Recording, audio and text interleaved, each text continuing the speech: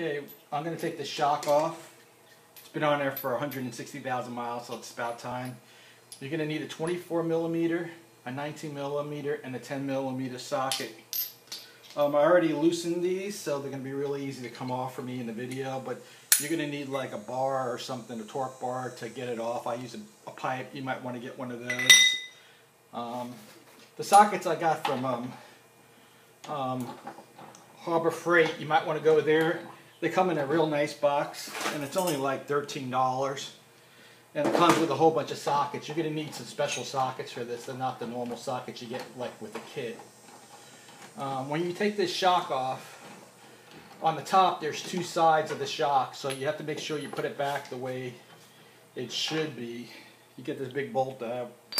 See how this piece is sticking out? Well, there's a piece that is inside of the shock that touches the car itself, so make sure you put it on right. This piece sticks out.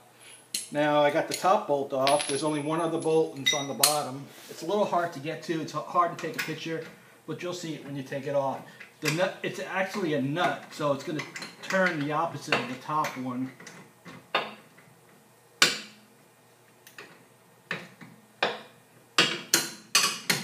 And after you get the nut loose, just loosen it by hand. It's a bolt. I'm sorry, it's a bolt. It's not. Maybe you know it's a nut. And this nut has a lock washer and a regular washer.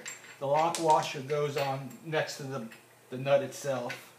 So here's the nut, the lock washer, and then the regular washer goes on there. Now what I did last time is just pretty much loosen that part up. You can push the shock down to get it to come off, and pull it off, and that's it. Look how easy that was.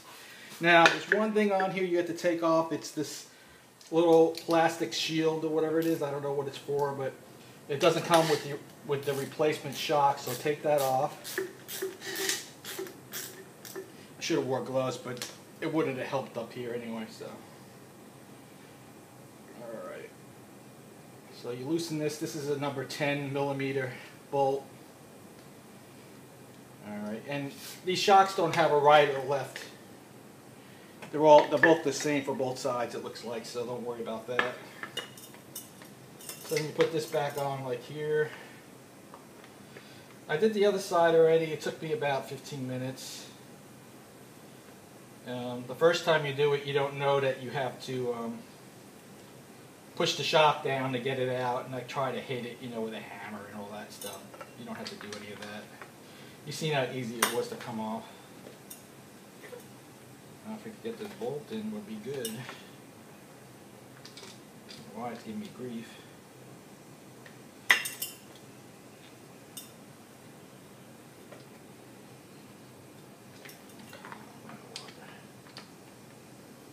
Oh, I had it upside down, duh. Okay, I guess there's a way that this goes on. So this plastic thing goes on a certain way. You'll see the notch inside the way it goes. Just tighten it up.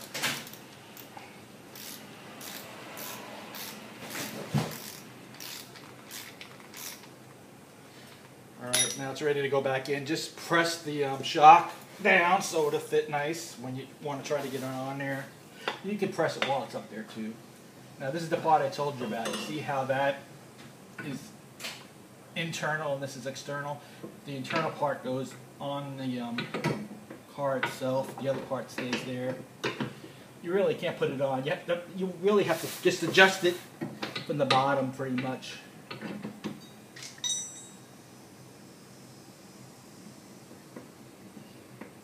So what I would do is push this down now so that you can adjust the bottom.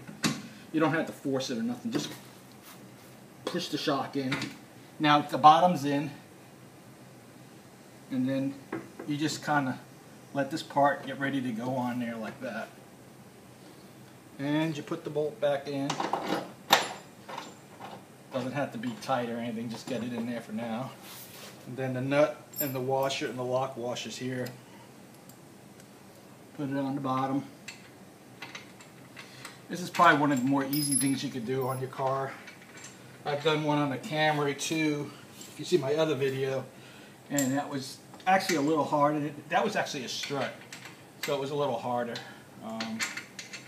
This shock is a lot easier to do. There's no springs or anything. It's cheap. I got those Gabriel shocks at Amazon for $47 for two of them, so you're not going to spend too much money on this. I think the dealer wanted like $400 for it or something, $300 or $400 to do it. I don't know what kind of shock they would have used. There's Gabriel, Monroe, and then some Sensor or something. I didn't know about the Sensor one, so I got the Gabriel because it was a better price than the Monroe.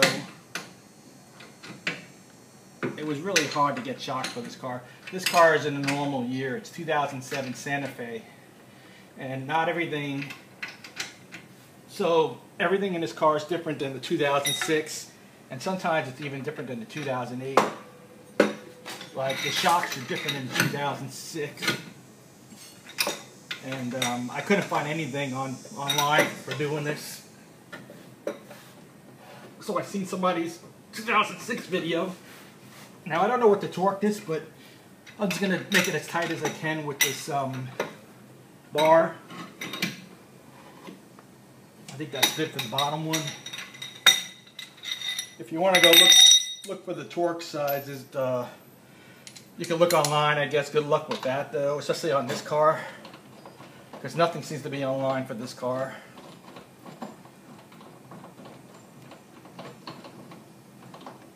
And then you just tighten it up.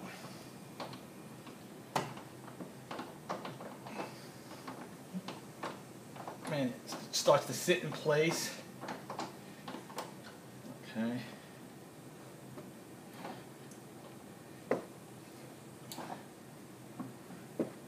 This is a really long screw.